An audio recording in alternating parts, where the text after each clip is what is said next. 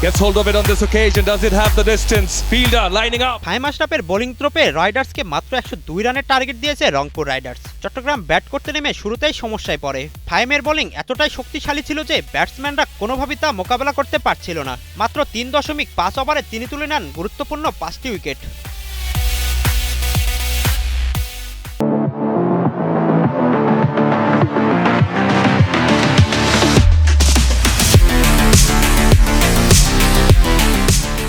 ফাহিমের এই অসাধারণ বোলিং রাইডার্সকে নিয়ে যায় জয়ের পথে। চট্টগ্রাম নিয়মিত উইকেট দেওয়ায় রংপুর রাইডার্স সহজেই জয়ের লক্ষ্য পূরণের দিকে এগোতে থাকে।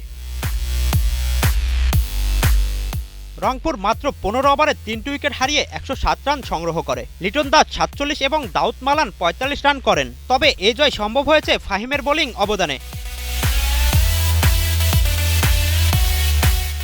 শেষ পর্যন্ত ফাহিম আশরাফকে ম্যান অব দ্য ম্যাচ নির্বাচিত করা হয়। তার পারফরম্যান্স রংপুরের জয়কে আরও স্মরণীয় করে তুলেছেন।